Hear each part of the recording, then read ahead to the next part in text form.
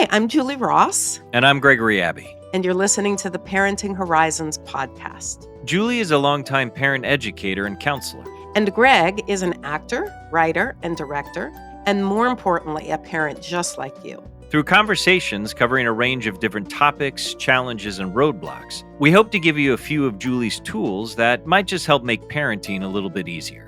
And look, nobody's perfect, and parenting is challenging to say the least. But with a few skills under our belts, we just might be able to be good enough parents and enjoy the journey and our children a little bit more in the process. Hi, everybody. Welcome back to the Parenting Horizons podcast. Always great to see you, Julie. How you doing? Good. I'm a little disappointed because here in New York, the weather tricked us a couple of weeks ago, and it was beautiful spring weather, and now it's rainy, gloomy, cold. Yeah. That's not nice. Not nice of Mother Nature. It's not nice. They snatched it away from us. We I had know. like a few 65, 70-degree days, and then it's like, oh, no. They were Here you go, gorgeous. 35 degrees. Yeah, exactly. Yeah, so that's very annoying. But I'm good. Yeah. Good.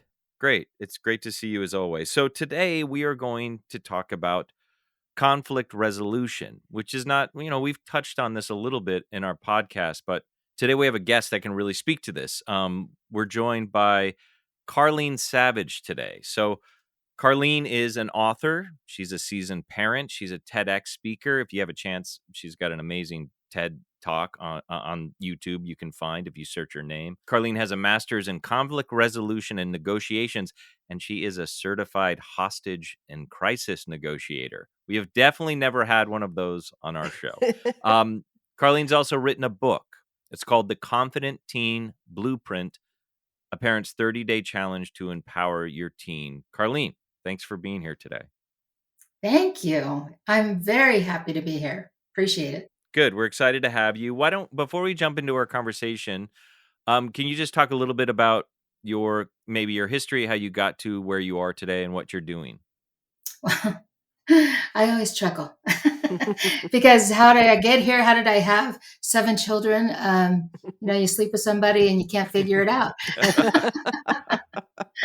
And so, no, in all seriousness, when you start doing the work you were called to do, you start looking at your life and kind of reminiscing and realize that everything all paths led to the point. And I have found through just my own trials and challenges, kind of being a little bit more ahead of the curve, as far as, my ideas of what things should be, all led to today. And that's that's a whole nother show. Right. But just kind of following into your call. So, got married young and ended up having children and had to figure it out. Not a strong support system. And when you're a parent and you realize that you're responsible for a life, you start taking things a little bit more seriously. At least I did. Yeah. Right. And so that really got me thinking about what is it that I want to be, in charge of this life, and how do I want them to leave? So that's kind of the long way around. And so how did you go? What inspired you to write the book? Because obviously you've been a hostage and crisis negotiator. What led you to was it just from your own personal experience of having to work through things with your own children? Like, how did you go from what you were doing to writing this book? Well, when I was just explaining how I tried to figure things out when I was a young mom, and as I was figuring things out, they were different. Response was different. My kids were different, and people began to ask, how is it that your kids are doing all their jobs? My kids scream at me, or they just don't do it, or they ignore me. How does that happen? How do your kids, they kiss you in front of people? How does that happen? They will help you when company's there. How does that happen? And I was kind of, at the time I was young and I was a little bit more naive. And so I would tell them. And, you find out that there are kind of two groups of people, the ones that want to know and want to apply, and the ones who want to know and then come back and say, it can't happen for me. Mhm. This is just isolated to you. Hmm. And so I became very kind of closed on that whole topic. But you know what? It's never stopped. I have 7 kids. They've been around for a long time. I had a child in the house for 21, 22 years, Hmm. 24/7. There was always somebody in my house because of all the children that I had. Right. And So you got a lot of opportunity to to use these things to, for well, years and years. and to interact with other parents who would continually ask. So now my kids are grown and they come and support me in things, and they sit there, and when adults go up and talk to my adult children say things about me, and they come back to me. These people will come back to me and say, how do you do that? How are your kids so amazing? So that's kind of what brought me to it. I just thought, I'm kind of one of those distance people. Put it in a book and give people an option, and then they can look at it. But it works, and it's worked not just for me, my 7 children, but we've had about 12 people live with us. It's worked with them. I'm currently coaching young moms. It's working with them. That's Great, great. great. So let's talk through some of that. I mean, yeah, because even just listening to the TED Talk, it seems like these. I mean, we talk. Obviously, this is about parenting, but it seems like some of the things we're going to talk through can be applied to, your spouse, your coworker, familial relationships, as Julie put it. We were talking before we got on here. Um, so let's just walk through it a little bit, and I'm going to start with what you talk a little bit in the TED Talk. You talk about the 5 universal skills that experts use to resolve conflict. So I just want to go through a couple of them and you can speak to them. And a lot of them resonate with Julie's work. So Julie, I'd love to hear your take on these too.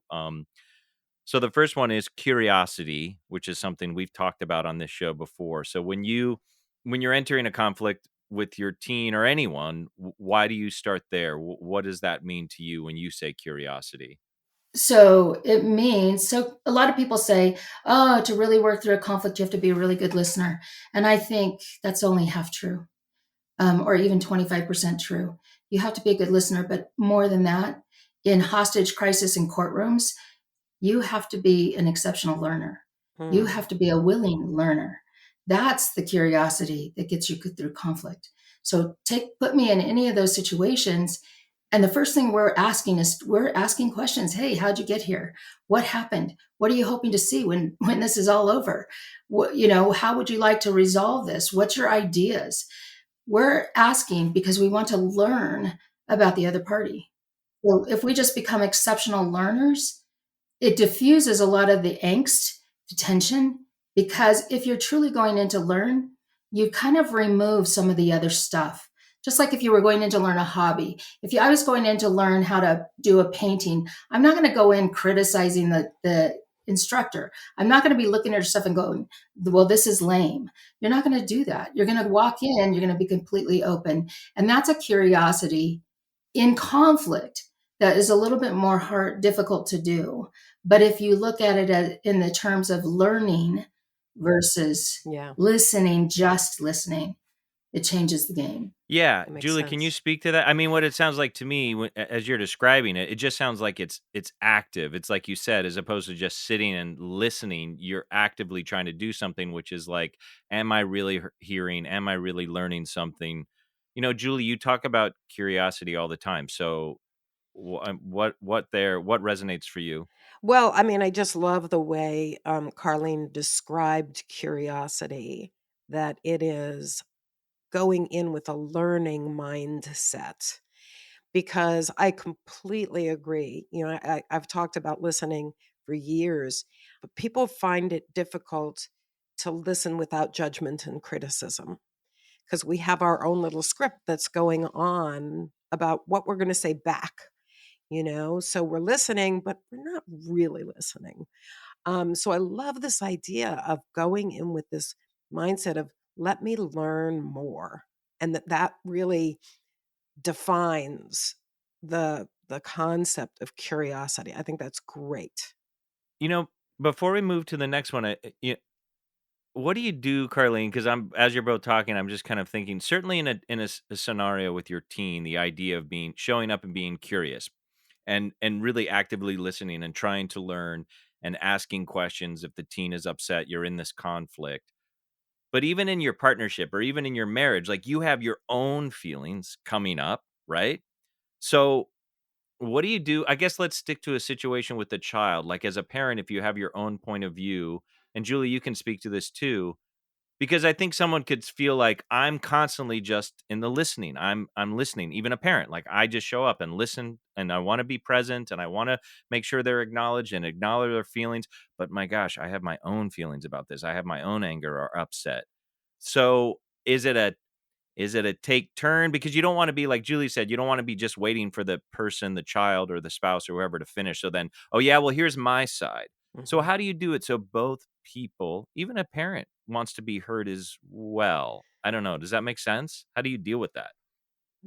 Well, just listening to it, the fact that somebody already has their agenda is already saying they're not interested. Hmm. I'm not interested. So one of the most important things is I know that we've heard a lot and been taught a lot about authenticity and shame and all of that. You have to be willing, even if I sit in the judgment seat, even if I'm principally correct, Hmm. I can sit in the judgment seat and go, I did everything right in this situation. But you can still get it wrong because I'm coming with a different agenda. And if I'm not true to that, and that's one of the most important pieces, while we're sitting in judgment of another person, or while we're kind of waiting and licking our chops to get our entrance into that conversation, then what we need to do is be true to who we are, which is I've already got an agenda. As soon as you can recognize that, and that was the biggest learning thing for me, is I went, okay, so I'm married to a man with a brain injury, as you know, if you listen to my TED talk, right? And so he's done a lot of antics that are so horrifically wrong. Okay. Now, however, what I would do, so when something would happen that was wrong, I would be so angry and so offended. And I was principally correct. Anybody would get behind me and go, oh my gosh, I can't believe he did such a horrible thing to you. And yet I shredded him. So how is mine correct and his wrong? If I'm being true to the fight, to the argument, to the conflict, then I'm going to shred this guy. Right. And I have to admit it, right? I'm principally in the correct position to be offended. But if I'm coming in, so back to your point, Greg, if I'm coming in and I've got my whole agenda in this argument and I'm waiting to say what I need to say and my point of view, then I am not learning anything. Right. And I've just moved out of curiosity, but we have to be true to us. And we talk about that so heavily in society about being true and honest and authentic. And yet in conflict, nearly every case that comes forward, they've always got their side of the story. And then what happens is that when you put two people in a room in conflict, you hear everybody's story in the same spot. And then you find out there's missing pieces everywhere. And if we're not willing to facilitate the missing piece, then we're not true. We're not true to the person we love, our kids. Mm. Yeah, Julie, what would you say about a parent that wants to, instead of storing up to unload on the child, like even if, like Carlene says, they're principally correct, you're leading with curiosity. I mean, what do you do to make sure you feel like your own point of view gets across as well? Or is that even important if you're in a conflict with a teen? Well, I mean, I think, my first bit of wisdom that I give to parents when conflict arises is to zippy the lippy. Say nothing. Hmm. I think one of the things that happens and the reason that we try to come across with our own agenda is because we view a lot of the conflict that comes up as an emergency that has to be taken care of right then, right away. And very little conflict between parent and child, at least, is an emergency.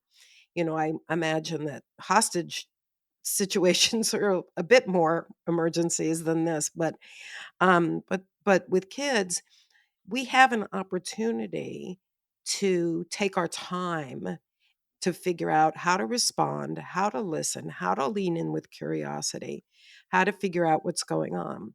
And I think what kind of tricks a lot of parents into responding too quickly, I'm going to actually change that word, reacting.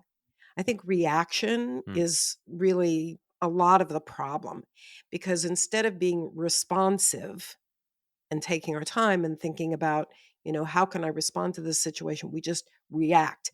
And our reactions are often based on the intensity of the situation. And so, and kids, and I'm going to say kids of all ages, just are really good at making things intense.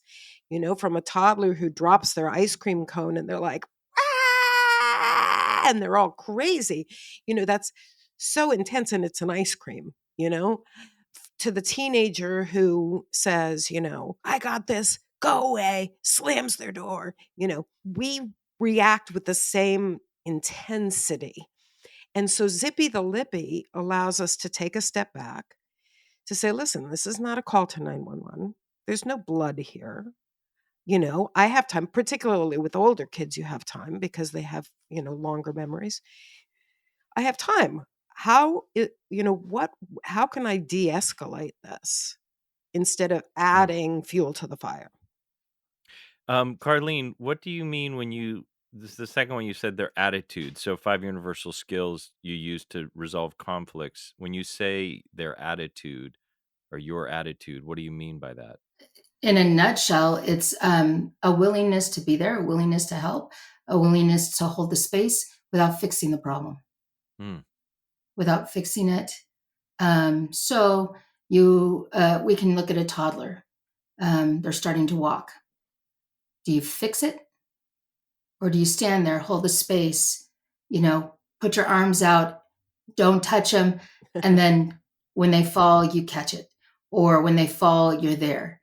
The attitude in the Savage theory of resolution is a willingness to stand, hold the space. So it goes back to kind of what Julie was saying about, Zippy the Libby. I love that. And it's doing that. It's, hey, slamming the door. You're still going to have the conversation, but it's going to be on a curiosity because I want to learn. What's the point? What's the message? What are you trying to tell me in slamming of this door? What am I not understanding about that? Oh, you're just dumb, get out of here. Nobody wants to talk to you. I mean, because you really do have those kinds of situations. And so anyway, attitude is about standing there holding space without fixing problems for people.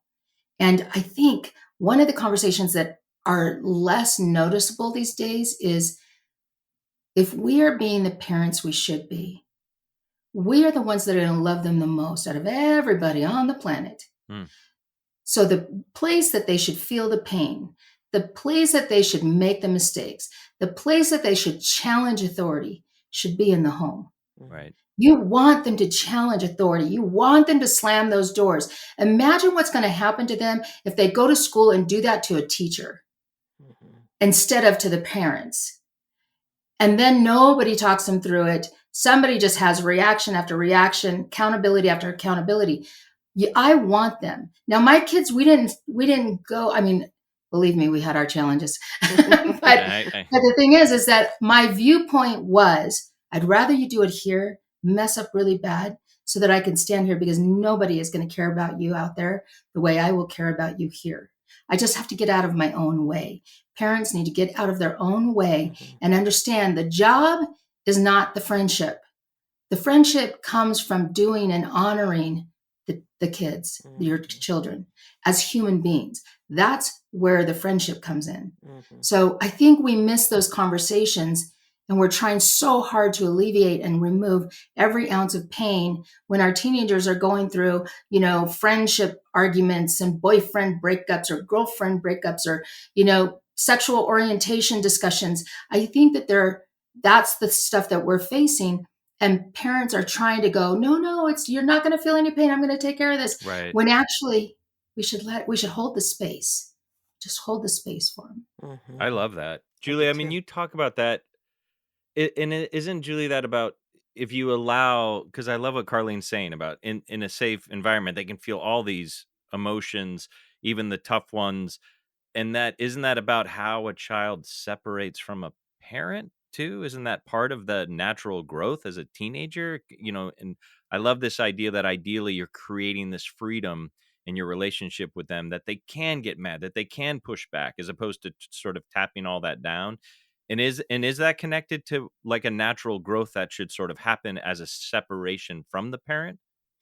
Oh, well, I think absolutely. I mean, I think I often say that, parenting is really, if you do it effectively, I'm not going to say right or wrong because there's a lot of ways to do it effectively. If you're an effective parent, it's bittersweet because you're raising them to be independent and, have their own lives.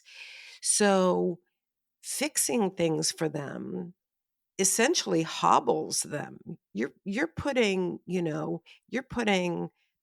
handcuffs, and I don't know what you call them on if they're on their feet, but they're, Hmm. handcuffs for the feet. You're putting handcuffs on them because they start to rely on other people to solve their problems. First it's you, then it's the boyfriend or the girlfriend or, somebody else in their lives.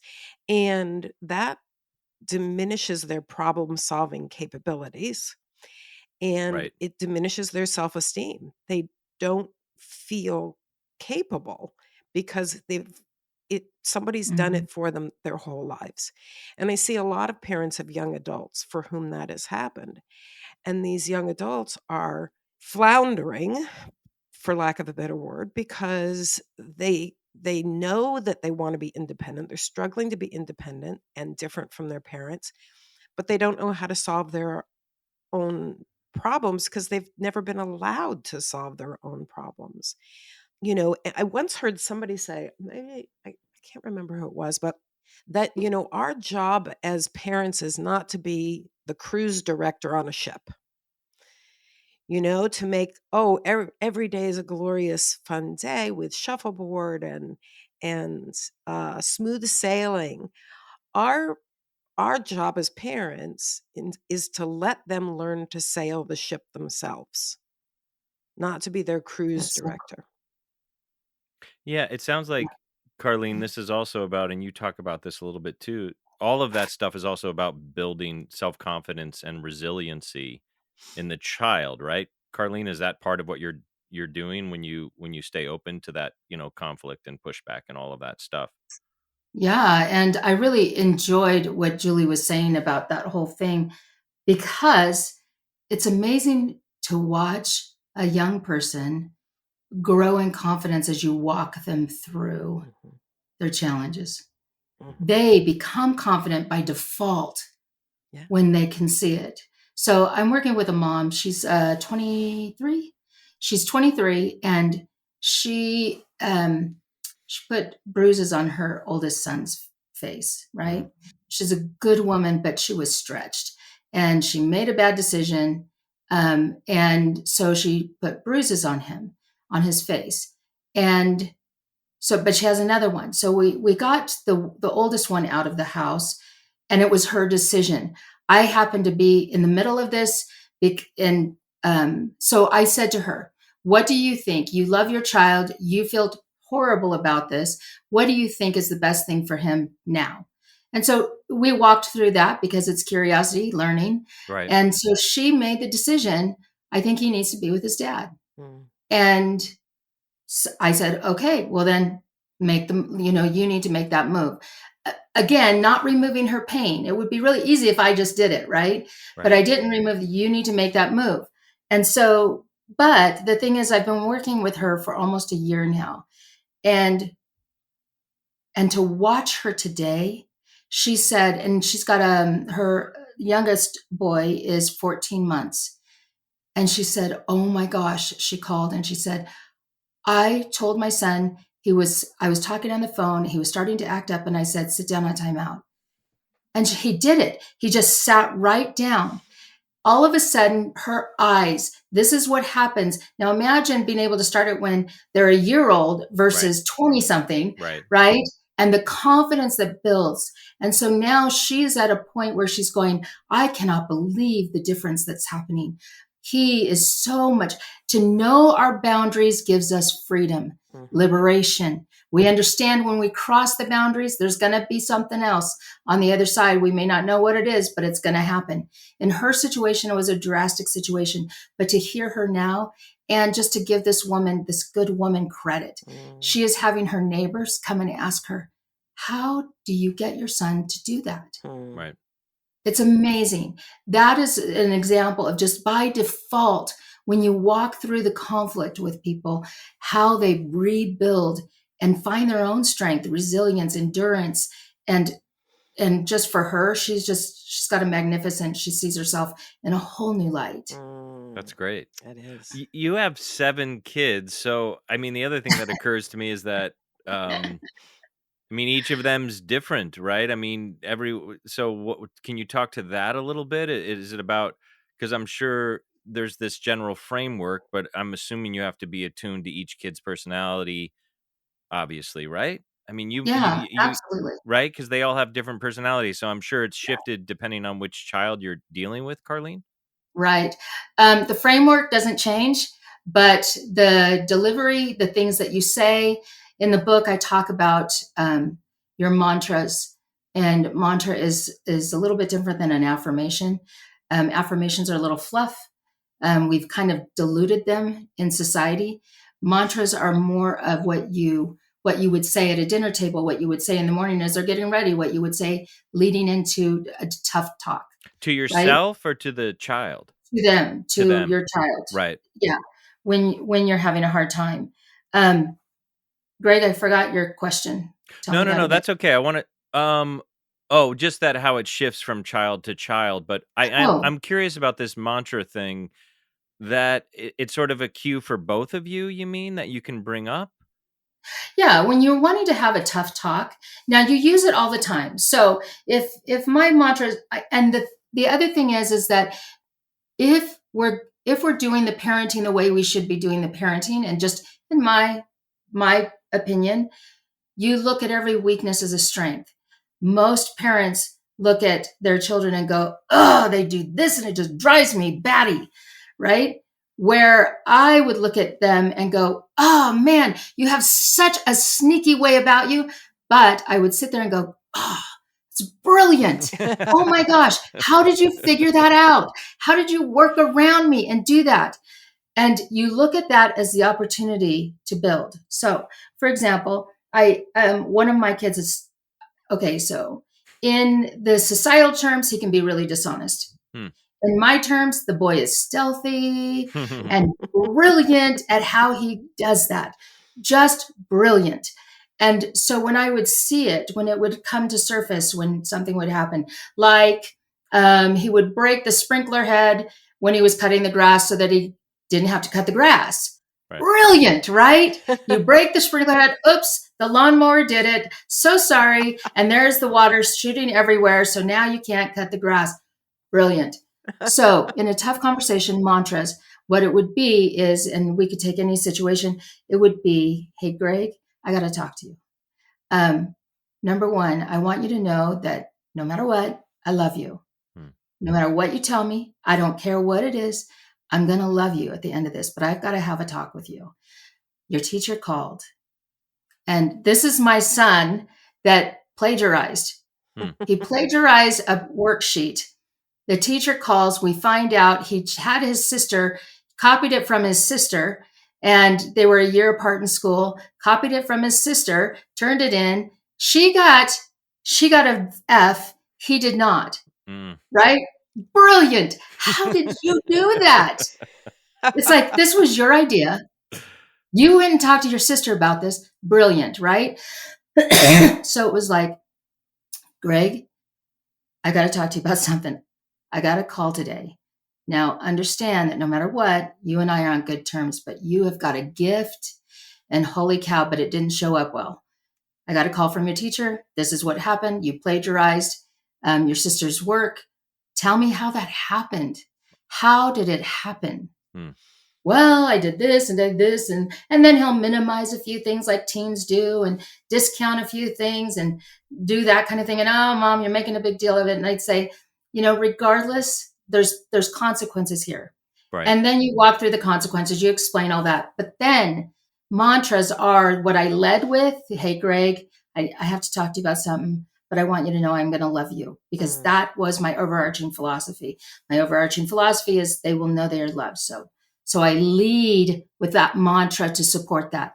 Then afterwards, and after you go through the whole conflict, then I would say, and this is showing the example of taking the weakness, I would say, you're brilliant. Right. You are brilliant. Here's the way you use that. Yeah. Use And your power for good. yes, this is how you use it. You would be phenomenal as a lawyer, because you can size up every team player. Right. You could read a jury. You could negotiate something brilliant. And that's your mantras to support your overarching philosophy, which is I want my children to always feel loved. So then my mantras will lead that. I start with my mantra, I end with my mantra, so that they feel the love on both sides. Nice. Yeah, because it would be really easy to shame the child over that, right? I mean, we talk Yeah. about that all the time too. I kind of love that kind of spin on it. But also, you mentioned it's not without consequence, because there's got to be some boundaries there as well. But instead of, it's funny that you come into it that way, which is great too, because child already feels badly, I'm sure. So What do you mean? It's great that you come into it that way. What do you mean? the idea of saying like this thing that's quote unquote bad that he did, you're like, this is brilliant the way you pulled this off, this skill, but it is like, how do we use this power for good, as opposed to coming in and saying you're a cheater, you're a liar, like the child. What were you thinking? Right, Why right. would you do this? But I will tell you that son went on to be the top 100 soccer players in the US, and he's a defender, and this is brilliant. He's a defender, and part of the skill of a defender is being able to read all the opponents coming at you Right. and Wow. know where they're going to go. And the comment was made by one of his coaches. The comment was made, I could just put him on the back line and we'd still win. Wow. Wow. That's Yeah. great. So that's the brilliance of this stealthiness, this ability to go, ooh, I see every angle. Which one can I use? Mm. Put it on soccer field is brilliant. I love Can you that. both talk about, because what about conflict within the children themselves? So, like, as a parent, if you're resolving conflict, I mean, Julie, I feel like you've talked a lot about let them work it out is part of it. But when do you, as a parent, step in? So, Julie, can you speak to this first, and then Karleen, I'm wondering how you use these sort of techniques yourself, or do you, if your kids are in a conflict? What about you, Julie? What if the siblings are in a conflict? Well, my main principle involves whether or not to step in. So if someone is being hurt, like if there's blood being spilled, you have to step in. You don't just go, Right. oh, you guys, you'll figure it out, because that's not okay. There's got to be some boundaries there. Or if a child asks for help, it's okay to step in. Now, I'm very specific, though, about what that looks like. You're not stepping in to fix it. You are stepping in as a mediator to help them understand how to resolve their own conflict. Because a lot of the time, kids are actually really excellent problem solvers. They're born that way. We're all born excellent problem solvers. Otherwise, there would be no survival, because we know how to cry to get our needs taken care of. So, and we are constantly assessing our environment as infants, like, oh, when I do this, this happens. When I do this, we're great at it to begin with. And then adults take it away from us. So when a sibling calls for help, I don't want to leave them out to dry. I would walk in and say something along the lines of, I see a lot of upset feelings here. Janet, you seem really discouraged, and Henry, you seem really frustrated and, and tell me more. So that's Mm, kind of that learning. Tell me more. Now they're going to right. try to talk over each other. I can make it sound very calm. It's never calm when they're Right. fighting with each other. But it's really validating both people's positions at the outset, because ultimately what they need to be able to do is read the other person. Mm, How did my behavior impact that other person based on that other person's body language and facial expressions and tone of voice? And that's the beginning of empathy for the other person. mm, So that when they can do that for each other, when they can say, "Oh, that I can see that what I did hurt your feelings." And the other person can say, "Oh, I can see that what I did, upset you." That's the beginning of being able to solve the problem, because they're now no longer stuck in their positions. They're able to come together. And mm. then I all the next thing after the validation is there. I say, "What do you guys think you can do about this?" I'm not going to tell them. I'm not going to Right. say, unless they have to be physically separated. If they're scratching each other, punching each other, I'm going to physically Sure. separate them. Yeah, of But I'm going course. to circle back with this technique, to say, listen, that was a really tough spot, that you guys were in, and how how might you have worked that out differently? But I'm not going to come in with my opinion. Karleen, can you speak to that a little bit? Yeah. I mean, I'm assuming, my With mom was one 7 of kids. 9, so yeah, 7 kids, there's gotta be some battle royales. Yes, and I think it's beautiful. So I remember a time, and I had to get smart real fast, get sharp. My kids were going back, just like Julie was saying, and one is trying to over the other, and they're all talking. Two of them are talking, and mom, and you always get that little, you love your name, but Yeah, there are times, not all right? the time. And so it's mom, and he's doing it, and she's doing it. So I went, okay, what do I need to do? And I went, okay, because I don't know the answers, right? If we're being true to who we are, remember I talked about that at the beginning, Mhm. being true. I didn't know all the answers. I didn't know who did what. I didn't know how to start it. I didn't know. So I said, you know what? We're going to do take it to the judge.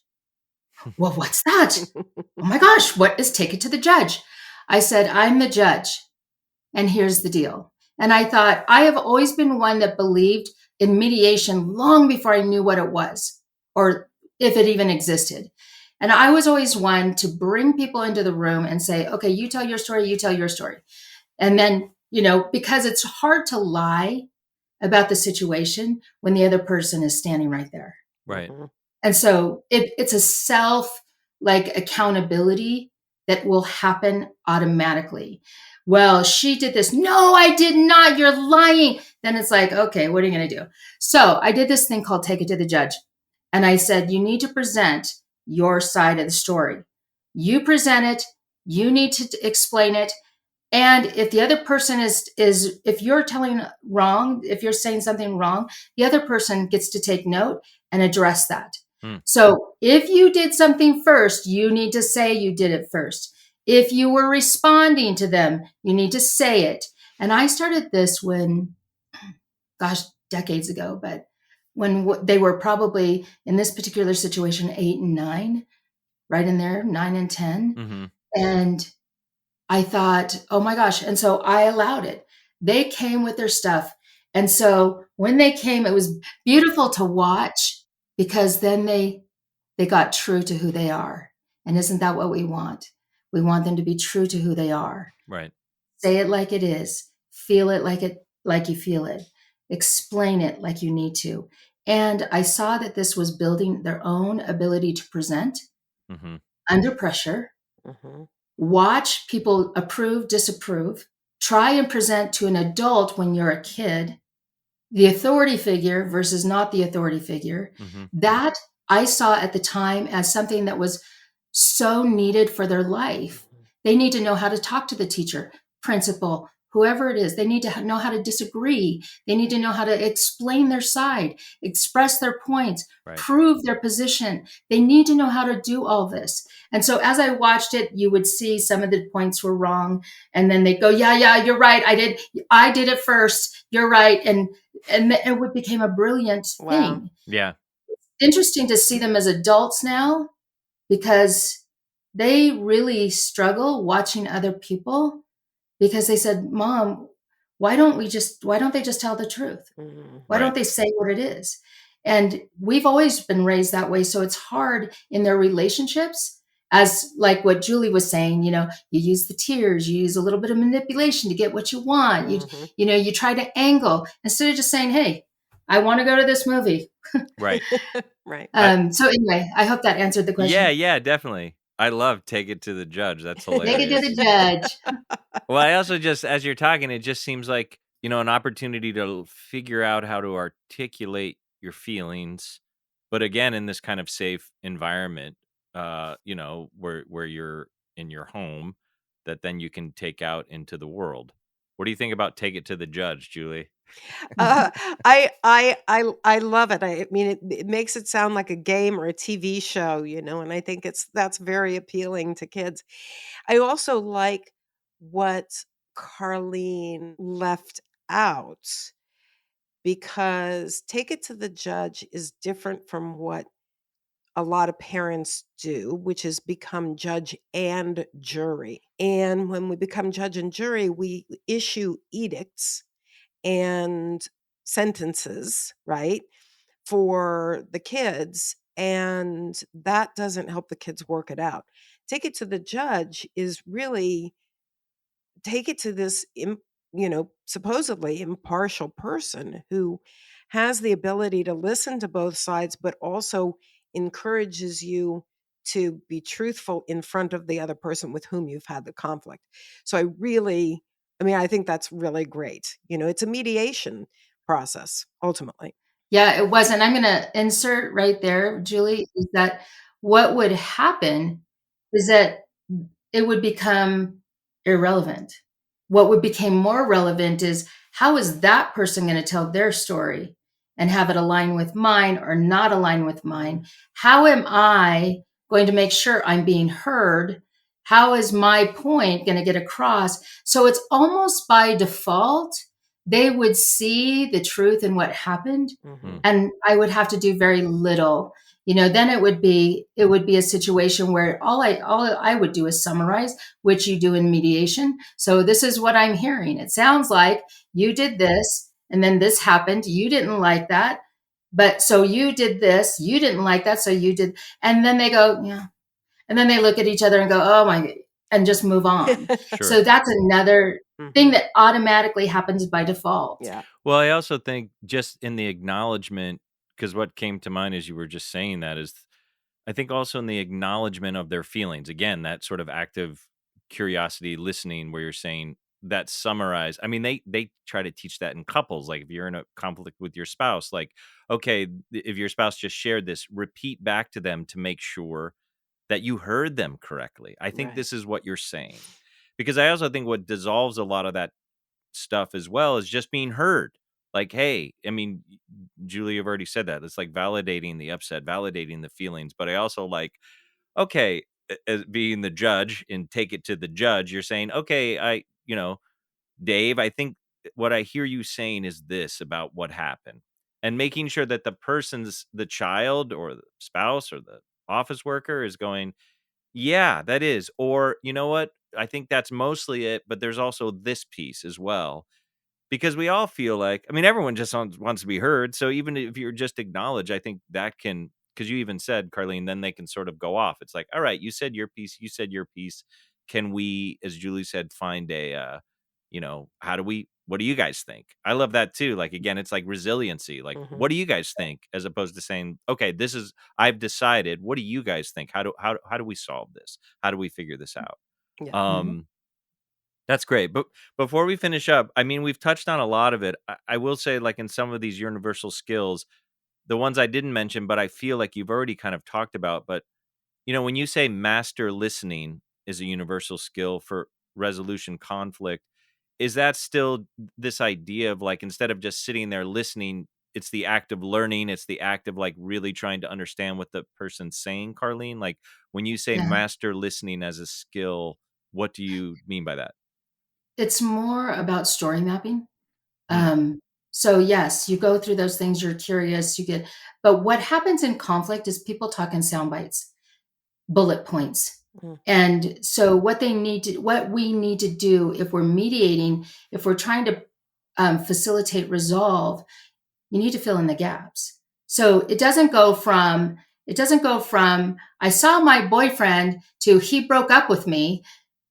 I saw my boyfriend and he said all these things and now he broke up with me and I'm not even sure if it's, real. And, we're supposed to go to prom this week and what am I supposed to do? And then master listening is active listening on steroids. Hmm. And what it is it's taking those bullet points and filling in the gap between each one. So all I'm doing is going, okay, so you saw your boyfriend. How were things when you first saw him? Right, Mm. right. Was everything okay? Did somebody come by? What happened and what was said that turned that moment into something more angry? And then they'll start filling in the gap. You want to hear the gap. It's going to do a number of things. It's going to diffuse their anxiety over the topic. It's going to put them more in a mindset where they can see things more clearly and try and talk through the actual facts or evidence that is in their own head. And it'll give them a chance to level out their tension so that they can make decisions or say a hold is a good place to be right now. Mm. So it I, does a lot of things if we I, master it. yeah, that's fantastic. Yeah. Julie, do you want to say anything else about that? I love that. So I like story mapping, this idea, especially in conflict when emotions are heightened. It sounds like what you're saying, Karleen, is like pieces can get dropped out, right? So it is about going back and asking more questions. I don't know, Julie, is there anything you would Oh, add to that I think idea? It's I cool. think Carlene said it beautifully. I love, to include in our knowledge of how people tell stories to remember that it really is bullet points and there's a lot of gaps in there. And helping them fill in the gaps is going to be crucial probably to them being able to solve a problem. I love that. Can I share a story? Yes. Please. So I was on a crisis call with a 14-year-old girl. And on that crisis call, she says, now you handle crisis calls a certain way. You come out of the box with questions. It's beautiful. But she says to me, I just don't think it's worth it anymore. My mom married somebody. We don't get along. I've tried talking to her, but it doesn't work. And that was her bullet points on a crisis call. And so to master listen, you story map it. When did your mom get married? What do you mean it's not working? How is your relationship with your mom? Does she work during the day? What are those hours? Does your stepdad work? How do you get along with him? These are all connecting those bullet points to try and understand what did it do? It brought her back into a new focus. It allowed her to diffuse those heightened hopelessness feelings. It allowed her to, like you guys have been saying, be heard, and regardless of the logical process of it, story mapping allows their story to have a full start and a finish. Mm-hmm. And when that happens in that situation, she was like, oh, I think I just need a break. Wow. I think I need to get away from this for a minute. I think so too. I think that's exactly what you need. And here's the ways that you can do that. And so we were able to walk through that. That's master listening. Mm. That's great. Mm-hmm. So we end every episode by, we have this kind of expansive conversation about conflict resolution. A parent has just listened to this episode. if there was one thing, and sometimes that can be hard, but if there is like one thing that to you, Karleen, is most important that a parent would take away from this conversation, what would that be?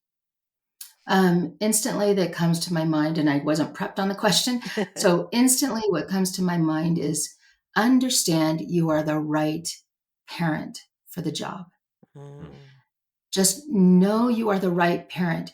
If you can just know that you're the right parent, feel it in your gut that you're the right parent, then the rest you got to figure out Right. because you're the right person for the job. You're exactly the personality, the type of person. Now, it doesn't mean that you need growth. Maybe you need to maybe learn a little bit more. Maybe you need to exercise a little bit more something. Maybe, but you are the right person for the job. Every person I look at, it's like, no, don't run from this. You are the right person for the job. So now the job is to figure out or learn what you need to do in order to help them become their best selves. I love that. Again, our guest today is Karleen Savage. Her book is called The Confident Teen Blueprint, a parent's 30-day challenge to empower your teen. Karleen, this has been great. Thank you so much, for being here today. Yeah, we really appreciate it. Thank you. Wonderful. Thank you, Julie. Thanks for listening to the Parenting Horizons podcast. If you enjoyed today's episode, please share with your family and friends. And if you'd like to hear more about Julie's work, join one of her parenting groups, or see about individual counseling, please visit parentinghorizons.com, or you can email Julie at julie.ross@parentinghorizons.com. We'll see you next time.